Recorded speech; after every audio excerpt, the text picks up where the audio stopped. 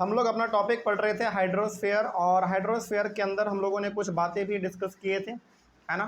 Topic था हमारा hydrosphere. Hydrosphere क्या होता है ये हम लोग जान चुके थे, और चूंकि हमने कहा था कि हाइड्रोस्फीयर का टॉपिक थोड़ा सा बड़ा है तो हम लोग इसको दो पार्ट में डिवाइड कर लेंगे, जिसमें हम लोग एक हिस्सा इसका पढ़ चुके हैं, मतलब यहाँ से लेकर शुरुआत से लेकर यहाँ तक हम लोग पढ़ चुके हैं। और आज हम लोग डिस्कस करेंगे कि हमारे पास आखिर ओशन मतलब कि कितने प्रकार के हैं, वही डिस्कस करेंगे। तो पिछले वाले क्लास में कोई दिक्कत आप लोगों को था? कोई दिक्कत नहीं था? चलिए बहुत अच्छी बात है, आगे बढ़ेंगे हम लोग आज। इसमें लिखा हुआ है देयर आर 5 मेजर ओशंस। हमारे पास मेजर 5 ओशन हैं, मेजर, ठीक है। In order of their size are, size के अकॉर्डिंग देख लेते हैं सबसे बड़ा कौन है हमारे पास ओशन। सबसे बड़ा हमारा है पैसिफिक ओशन, दूसरे नंबर पे अटलांटिक ओशन, तीसरे नंबर पे द इंडियन ओशन, चौथे नंबर पे द साउदर्न ओशन, और पांचवें नंबर पे द आर्टिक ओशन। मतलब साइज के अनुसार कि कौन सबसे बड़ा है, फिर से छोटा, फिर से छोटा, फिर से छोटा, फिर से छोटा, वो यही हमारे पास 5 ओशन है। तो पहला याद रखेंगे पैसिफिक ओशन है, दूसरा अटलांटिक है, तीसरा इंडियन ओशन है, चौथा साउदर्न ओशन है, और पांचवा आर्टिक ओशन है, ठीक है। ये 5 ओशन हमारे पास मेजर हैं, जो बहुत इंपॉर्टेंट है और बहुत ज़्यादा इंपॉर्टेंट है, ठीक है। चलिए शुरुआत करते हैं इन सब के बारे में, अब एक एक करके जानते हैं सबके बारे में। पहला बात करते हैं पैसिफिक ओशन के बारे में, ठीक है।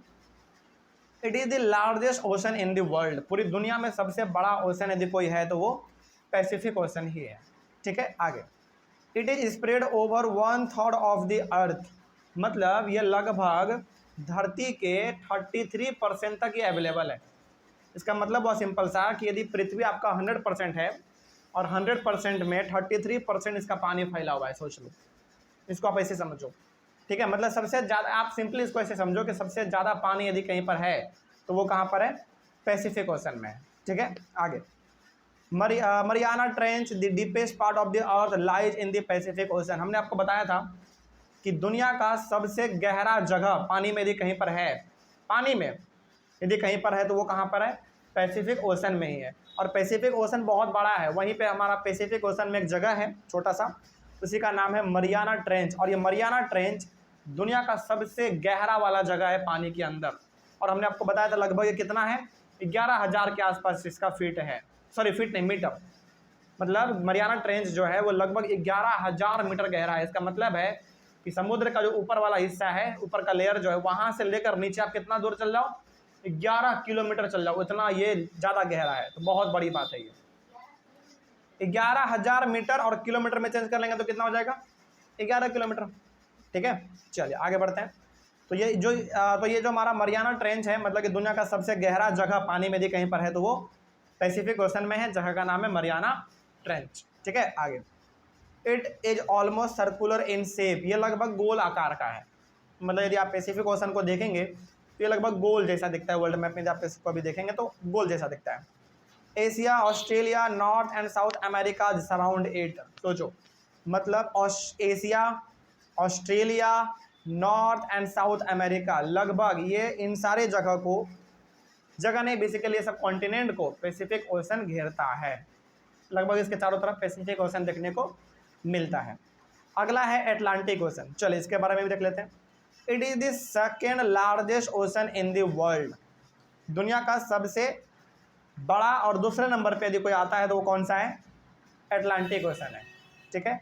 It is S shaped. Atlantic ocean को यदि आप वर्ल्ड मैप में अच्छे तरीके से देखेंगे ना तो ये एस शेप का है।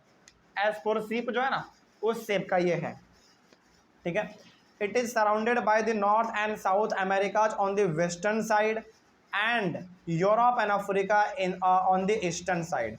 मतलब जहाँ पे अटलांटिक ओशन है वर्ल्ड मैप में, वहाँ पे यदि आप इसको अच्छे तरीके से देखेंगे तो ये अटलांटिक ओशन क्या करता है? नॉर्थ और साउथ अमेरिका को अलग हिस्से में बांट देता है, मतलब नॉर्थ और साउथ कर देता है वेस्ट में, और यूरोप और अफ्रीका जो है उसको कर देता है ईस्ट में।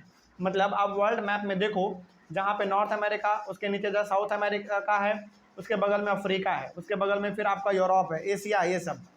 तो अटलांटिक ओशन के वेस्ट में पड़ता है आपका नॉर्थ अमेरिका और साउथ अमेरिका, और उसके ईस्ट में पड़ता है यूरोप हो गया, अफ्रीका हो गया, ये सब। तो बेसिकली करता क्या है ये आपका अटलांटिक ओशन? साउथ और नॉर्थ अमेरिका को वेस्ट में और यूरोप और अफ्रीका को ईस्ट में डिवाइड करने का काम कर देता है, ठीक है। आगे, the coastline of Atlantic Ocean is highly indented. The coastline of Atlantic Ocean is highly indented, मतलब जो अटलांटिक ओशन का जो बगल बगल वाला इलाका है जहाँ पे समुद्र का पानी है, उसको यदि आप थोड़ा सा देखेंगे तो बड़ा खतरनाक तरीके का है। मतलब वहाँ पे बड़े बड़े सीप तो लगते ही हैं, और चूँकि समुद्र है तो बड़े बड़े जानवर पानी में रहने वाले तो आम बात है। ठीक है, आगे। This indented and irregular coastline provides ideal location for natural harbors and ports and it is the busiest ocean for commerce। जैसा हमने अभी आपको कहा कि ये मतलब जहाँ से आपका अटलांटिक ओशन लगता है जिस कॉन्टिनेंट के बगल बगल से, जैसे आपका एग्जांपल हो गया North America, South America, Africa, Europe, इन सभी जगह पर जहाँ पे आपका अटलांटिक ओशन है, इन सभी जगह पर बड़े बड़े बंदरगाह आपको देखने को मिलते हैं। बंदरगाह का मतलब हो गया जहाँ पे बड़े बड़े सीप जाके लगते हैं, समझ रहे बात को, बहुत बड़े बड़े। और चूंकि अटलांटिक ओशन है तो बहुत भयंकर तरीके से अटलांटिक ओशन में बड़े बड़े सीप चलते हैं, एक कंट्री का सामान लेकर दूसरे कंट्री में पहुंचाने का काम उसमें होता है। मतलब यदि आप कभी कोई बहुत सारे ऐसे लोग हैं जो ब्लॉग में दिखाते रहते हैं अपने यूट्यूब पे, गूगल पे भी आप देखेंगे तो आपको दिख जाएगा, मतलब समुद्र में भी एक तरीके से ट्रैफिक लगता है, आप यकीन करोगे। मतलब समुद्र में भी इतने बड़े बड़े जहाज होते हैं कि उनको भी ट्रैफिक का सामना करना पड़ता है, उनको भी रुकना पड़ता है, फिर आगे बढ़ने का मौका मिलता है उनको। तो ये सब आपको जो देखने को मिलता है ये सब अलग अलग समुद्र में देखने को मिलता है, उसमें से हमारा एक अटलांटिक ओशन भी है। ठीक है, आगे चलिए आगे बढ़ते हैं। मतलब बहुत बिजी वाला ओशन है आपका अटलांटिक ओशन, बहुत भयंकर तरीके से इसमें ट्रेड होता है। ट्रेड मतलब खरीद बिक्री सामानों का, इस कंट्री से उस कंट्री, उस कंट्री से इस कंट्री, ऐसा इसमें होता रहता है। अगला है हमारा फेवरेट जो कि हमारे खुद इंडिया का है, इंडिया का उस पर पूरा कंट्रोल रहता है, वो आपका इंडियन ओशन। ठीक है, मतलब इंडिया एक कॉन्टिनेंट नहीं है, ध्यान रखिएगा, इंडिया एक कंट्री है। इसके बावजूद मतलब इंडिया एक कंट्री होने के बावजूद इसके पास अपना खुद का क्या है, एक ओशन है, इंडियन ओशन। बहुत बड़ी बात है ये। It is the only ocean named after a country that is India. दुनिया का इकलौता ऐसा ये ओशन है जिसका नाम एक कंट्री के नाम पे पड़ा है।